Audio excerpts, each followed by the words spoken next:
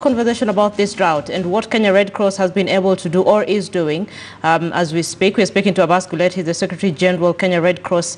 Thank you so much, sir, for speaking to me. You have an entire team in all those counties mentioned, Mandera, Garissa, Wajir, Turkana. Paint for me a picture of what reports you're getting from your team. Well, Linda, the report we are getting is that the drought is here and the situation isn't getting any better, but more importantly, is the response that is now being done by the government and non-government actors in reaching the affected population, trying to decide which, in each county, who are the affected people who are most vulnerable, pregnant lactating mothers, elderly people, children under 5, who are the ones who need assistance. I think schools are just about closing now, or closed. So we have been responding the last 1 month in Turkana, in coordination with the county government. We've been told to look at Turkana East and maybe part of Turkana South, because these are the hardest areas to reach because of insecurity, but also due to the terrain. We've been looking at Baringo, particularly in Tiatik sub-county, and then we're also going to look at Baringo South also. We've been also working in part of Tana River and part of Kwale, which are also affected. But we've done assessment in Marsabit, Mandera, Wajir, Garissa, Isiolo, Samburu, and a number of other counties where we are going to look at the whole issue of responding through cash transfer program where possible, and then food where it is impossible to do cash transfer, and then issues of water and issues of health and nutrition. Stay on that cash transfer bit, Mr. Bass, if you may.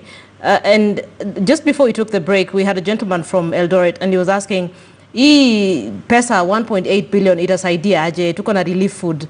So explain to us why it's important to have cash transfer vis-a-vis food relief. I know there's a conference that was had, I think it was in Turkey in 2006, I think. And 16 in Turkey, yes. Yeah, so talk to me about cash transfer, conditional cash transfer program. So the idea of cash transfer is basically, it's a new way of working. It's been existent now for a few years, and it is sort of the in thing that in many countries, people would prefer to be given cash so that they can buy what they want, as opposed to giving them the same old maize and beans and oil. That is probably more costly, logistically more of a nightmare. With cash transfer, Kenya is blessed to have been the home of M-Pesa. So through a mobile money transfer, you can transfer cash to people in drought-stricken areas, and they then can decide to buy, what to buy, when to buy, and where to buy from.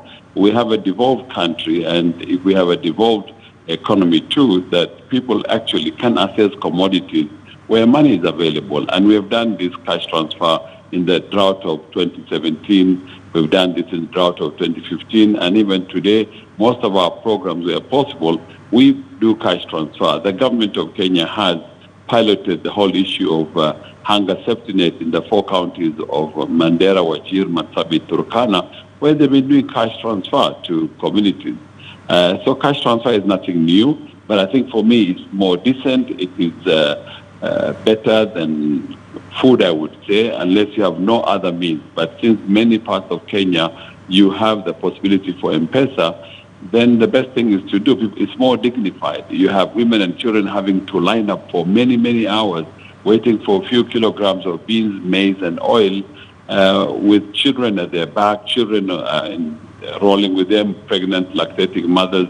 So to give people back their dignity, cash transfer is what you do. In the developed world, in Europe and North America and others, of course, people don't go through the motion of what we do. If they are IDPs and refugees, then they are given assistance on the spot in sort of cooked meals as opposed to dry ration. Because again, there's challenge with water, challenge with firewood, and all those. But giving cash transfer is much easier, and this is something that we prefer doing. It's more cleaner, more leaner, more accountable, more faster, because at the press of a button, when people have been registered, you transfer money direct to the beneficiary, and you can see the accountability very quickly. So this is the mode that we prefer working with. Okay. Allow me to put you on the spot just before I let you go. I know that there was a appeal that Red Cross raised a couple of weeks ago, and there was concern with that appeal. But the question that I want to ask is, apart from distributing the food and helping Kenyans, what role is Kenya Red Cross playing in all this right now? Well, Linda, Kenya Red Cross has always responded to any form of emergency in this country over the years. We coordinate and work very closely with the government. Even if they were concerned by the appeal that we launched the other day, we launch our appeal normally in 2 stages. There is local component for those who want to support it, and also through other Red Crescent around the world. And the money that we're going to raise, it will go a long way. We also work very closely with the government, and the government has its own machinery mechanism to distribute its relief. But ours is to complement. So whatever money that will be raised will go in 8 or 13 counties to help with the issue of cash transfer, issues of water, rehabilitating boreholes and equipping them maybe with solar pumps, and also health and nutrition where possible. And as today the government was saying, rains are delayed and rains would come. When the rains come, you come with other challenges, maybe flash flood, issues of waterborne diseases and cholera outbreak. We talk of Nairobi. There's cholera outbreak in Nairobi today. So, disasters are here with us. The role of the Red Cross worldwide is to complement the efforts of the government. We don't need to get into this drought situation. They can be averted if we respond much earlier. And this is why these appeals that were done earlier were meant to address these situations, that we don't get into chronic and into more difficult situations.